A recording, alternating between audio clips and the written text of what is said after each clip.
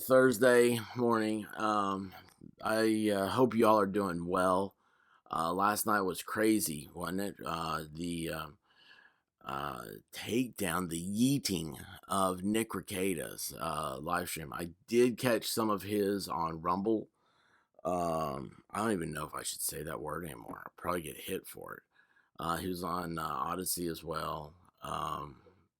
Another word. Why don't I just keep poking that bear? But anyway, um, he uh, he is a phoenix and will rise from the ashes. But while this story was breaking yesterday, it overtook this story I want to read about today, which I was going to read yesterday. It drove me nuts. I saw this in Twitter last night as I was doing my live stream. I was like, "Oh man, that's the one!" So anyway, if you want to keep up to date with Ricada news and plus your weird news of the day, the current events, hot topics, however you want to call it, go ahead and hit that subscribe button and um, sign up for notifications because I am a live streaming machine. Unfortunately, I do not have my schedule is completely whacked right now. Because I'm spending a lot of time with a loved one in a hospital. So, without further ado, this is amazing to me. I mean, this sounds exactly like something a Bond villain do, right? This headline from the Times: globe-trotting botanist beaten to death and fed to crocodiles.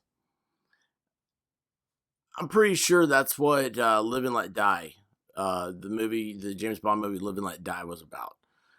That and Jane Seymour. But anyway, so as they walk towards the camera through South Africa's Drakensberg Mountains, Rod and Rachel Saunders were introduced to British viewers on BBC Two as world-renowned botanists who would trek the extra mile to find rare gladioli.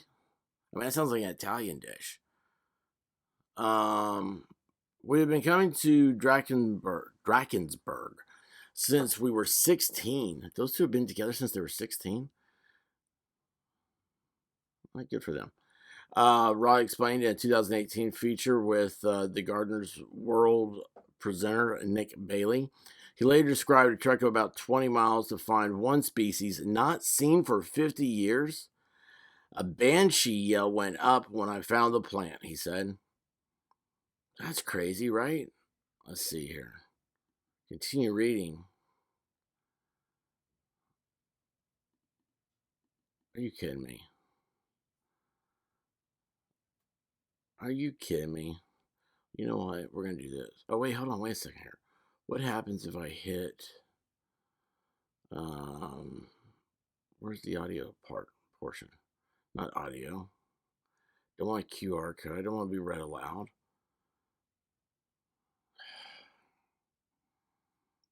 Defeat. Defeat is not an option.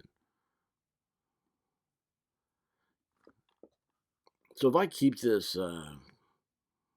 going here, what we're going to have is... Oh, here we go. People's got one.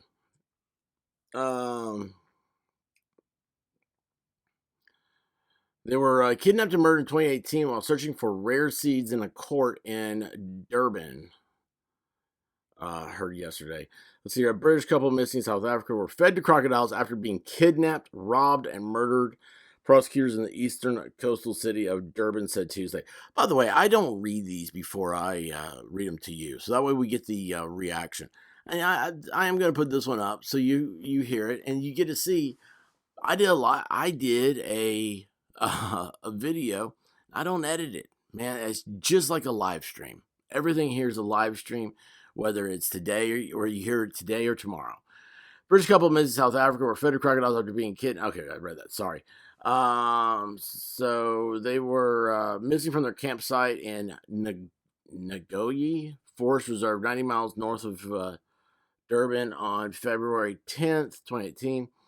The Durban High Court heard Tuesday, reported the London Evening Standard. According to court documents seen by the Times, the couple who were trekking the area in search of rare plant seeds were allegedly beaten to death at some point. Wow.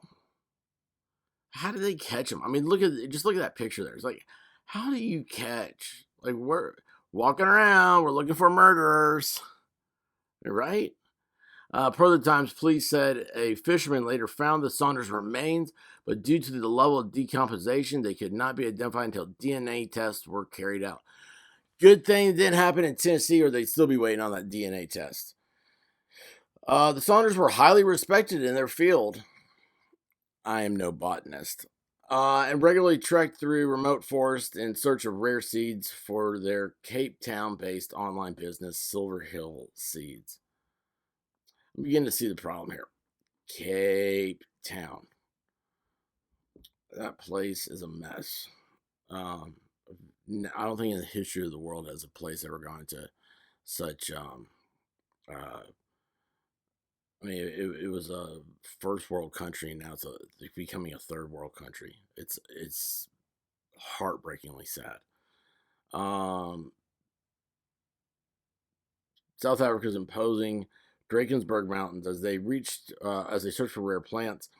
After filming, the couple, who had been married for 30 years, parted from the crew on February 8th and camped in the forest reserve. Oh, that's an ugly ass crocodile. I don't see. Okay, I was gonna say you could walk around and step on that sucker. Oh, look at this. This guy here. How do you pronounce that name? Fundine Aslam Del Beccio and his wife, honestly looks like Boba Fett, Patel, and their tenant, Masood Ahmed Jackson. I got the Jackson part. That's the only part I understood. I am not a linguist. Words are hard. Were arrested on February 15, 2018, after cell phones belonging to the Saunders were traced to their residence. Jeez.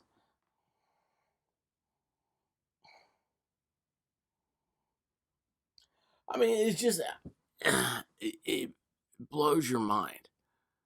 All these cases are always solved because of cell phones. You don't have to be a cop anymore. All you gotta do is get cell phone records. You can find people. While Del Vecchio and Patel were later charged with kidnapping and murder, Jackson was released after cooperating with the authorities and providing vital information on the case. Oh, so their servant was released. Both denied charges of kidnapping, murder, robbery, and theft in court. In Durban High Court this week, evidence was presented, which included text messages from Del Vecchio to Patel and Jackson stating that there was an elderly couple nearby to target for a hunt. Gosh.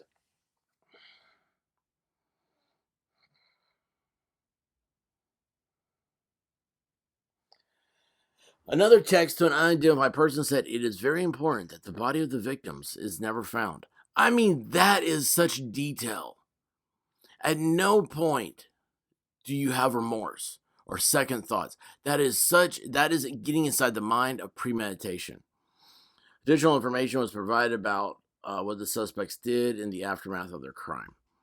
It was established on February 13th that the defendants were drawing money from various ATMs, which amounted to theft of $42,000. $42,000 in South Africa is like $1 million nowadays. And there was the robbery of their Land Cruiser and of camping equipment. Do you know that the Land Cruiser is the first car that like 80% of the world had ever seen? And it's all because of the British like expeditions into Africa. Crazy, huh? No, it's Land Rover. Land Cruiser's Toyota. Never mind. Just strike that part from your memory. It's alleged that between February 10th and 15th in the Goianga forest, the accused did unlawfully and intentionally kill Rachel Saunders, and between the same dates, did unlawfully and intentionally kill Rodney Sanders. Would that not be the worst thing? Is like, they kill your mate and you're there alive for days. Wow. Police initially feared Devecho and Patel had ties to the terrorist organization ISIS because they were involved. They were believed to have flown to an Islamic State flag outside their home. Or because they were believed to have flown an Islamic State flag outside their home. Though they were already on a watch list when they were arrested, prosecutors do not believe terrorism was a motive for their murders. $44,000 is, and that goes to fund a terrorist. I mean, wow. So that sucks. Never give up your right to protect yourself. You never know when the boogeyman's going to come get you. And